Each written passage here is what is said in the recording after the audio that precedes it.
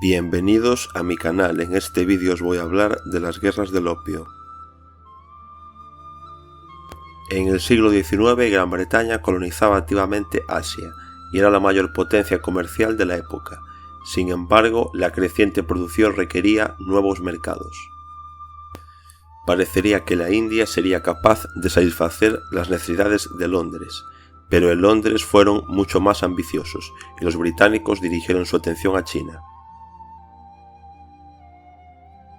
Los productos chinos, especialmente porcelana, seda, té y arte, tenían una gran demanda en Europa en ese momento.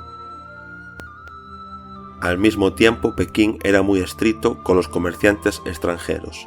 Solo un puerto estaba abierto para ellos, Guangdong, y los británicos decidieron darle una lección al gobierno chino. China era un país interesante para las potencias europeas, pero acercarse a ella no fue tan fácil. En el siglo XIX, este estado era quizás el país más rico de Asia, y la seda, la porcelana, el té y los objetos de arte chinos han ganado popularidad mucho más allá de sus fronteras. Los chinos establecieron reglas de juego estrictas en el comercio. Vendieron bienes a países europeos, es decir, descargaron su mercado y repusieron el tesoro con oro y plata, y los comerciantes extranjeros se vieron sometidos a estrictas restricciones debido a la prohibición del comercio marítimo. Según la versión oficial, esta ley fue diseñada para proteger a las personas de la piratería. En realidad, la prohibición fue una cortina de hierro contra los forasteros. Como resultado, la interacción comercial equitativa no funcionó. China no necesitaba un flujo masivo de productos británicos, y esto causó irritación en Londres, y si hay un problema entonces hay que solucionarlo, y los británicos encontraron el talón de Aquiles de China, el opio. China sabe desde hace mucho tiempo que el opio se puede obtener de las semillas de la amapola, y este producto narcótico se utilizó con fines médicos. Sin embargo, las propiedades mágicas del opio pronto se hicieron ampliamente conocidas. Resultó que se puede mezclar con tabaco y fumar. Al principio, los comerciantes, luego los representantes de los estratos superiores se volvieron adictos a este hábito nocivo. El consumo de opio se extendió rápidamente por toda China. Los representantes del Imperio Qing tuvieron que tomar medidas duras para proteger a sus súbditos. El opio fue prohibido en toda China mediante decretos de 1729 y 1799. Sin embargo, no hubo ningún efecto. Un papel importante lo desempeñaron numerosos funcionarios chinos, que a cambio de sobornos hicieron la vista gorda ante el contrabando de drogas. Pagaban el opio en plata y oro, lo que pasaba factura al tesoro estatal. El principal proveedor de opio a China sería la Compañía de las Indias Orientales, que traía contrabando desde la vecina Bengala.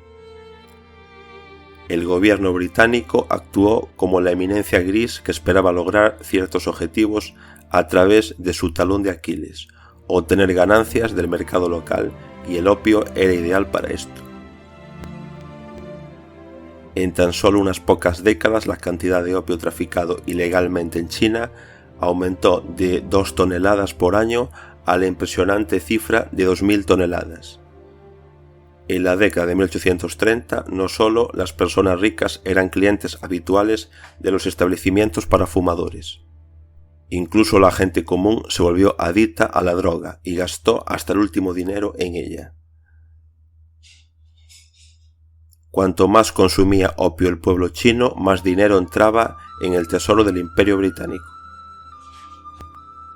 Sin embargo, las autoridades chinas, al darse cuenta de que el país se deslizaba hacia un abismo, intentaron defender los intereses nacionales. La campaña contra el opio fue dirigida por Lin Zhou, virrey del emperador. Organizó redadas en busca de contrabando y persiguió a funcionarios corruptos, y en 1839 incluso se atrevió a desafiar a Gran Bretaña. Thiers se llevó una gran cantidad de opio de los comerciantes europeos por valor de 200 toneladas de plata. Y luego el emperador Duongnao anunció que China estaba cerrada a los extranjeros. Naturalmente, Londres no podría permitirlo. El comercio ilegal de opio generó enormes ingresos que era imposible rechazar. En el otoño de 1839 se produjo una escaramuza entre contrabandistas chinos e ingleses, y esto le dio a Gran Bretaña una razón para declarar la guerra a China. El conflicto oficial por el mercado de ventas comenzó en la primavera de 1840. El Imperio Qing tenía un gran ejército de alrededor de 1 millón de personas. Sin embargo, los destacamentos estaban dispersos por toda China. Además, estaban mal equipados y preparados. Pero el principal problema era que muchos oficiales y soldados del ejército chino eran adictos al opio. Y esto afectó negativamente a la moral de todos los combatientes. Los líderes militares chinos intentaron ocultar el problema desplegando un ejército de 90.000 efectivos, con la esperanza de que la superioridad cuantitativa desempeñara un papel crucial. Las tropas inglesas sumaban poco más de 4.000 soldados, pero eran superiores al enemigo en todos los aspectos. Los británicos tardaron solo unos meses en acercarse a Pekín. El emperador no tenía opciones y comenzó a negociar la paz. Pero la guerra en sí no terminó ahí. Las batallas continuaron durante otros 2 años. No fue hasta agosto de 1842 que el Imperio Qing finalmente capituló. En ese momento, Hong Kong, Guangzhou, Zhejiang y otras ciudades estaban en manos de los británicos. Nanjing, la capital del sur del Imperio Chino, estaba bajo amenaza de asedio.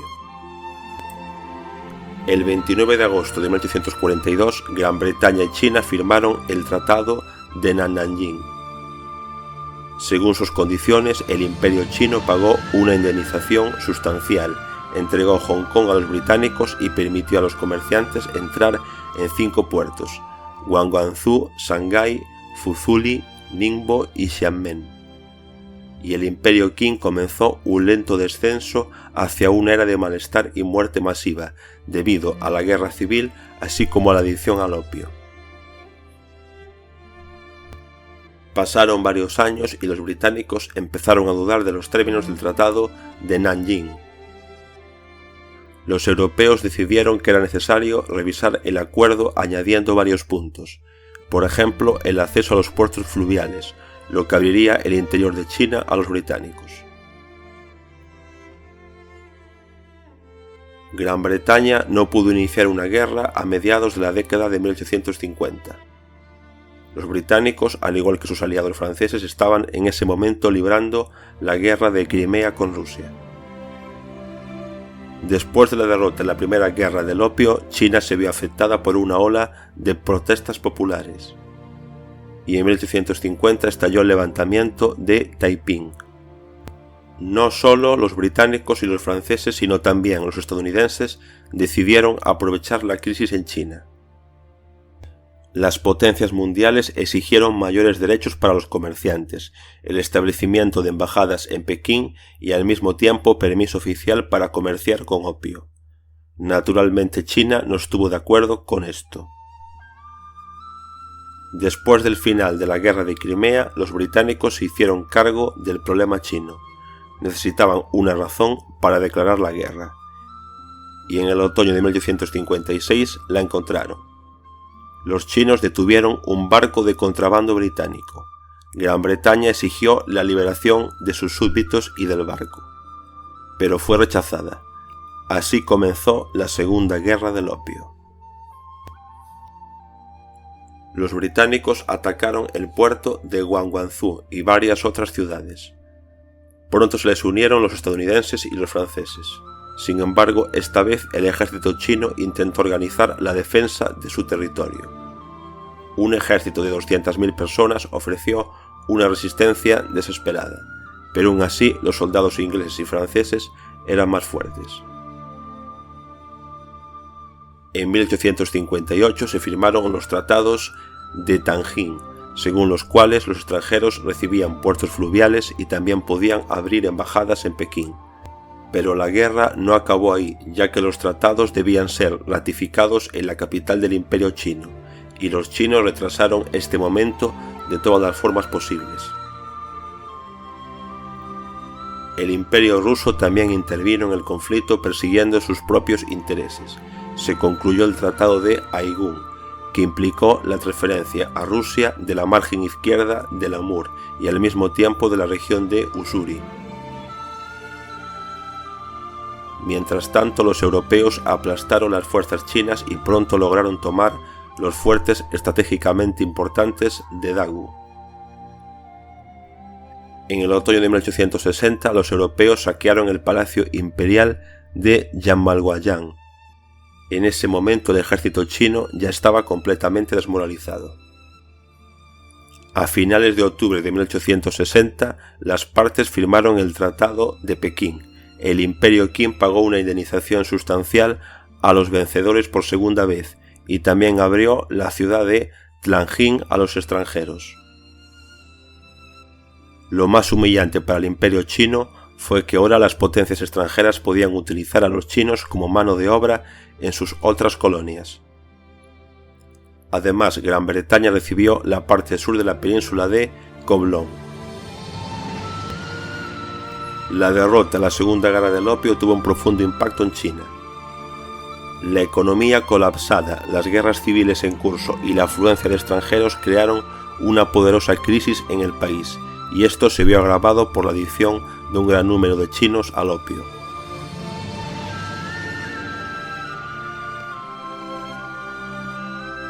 Aquí finaliza este vídeo, gracias por haberlo visto y nos vemos en mi próximo vídeo.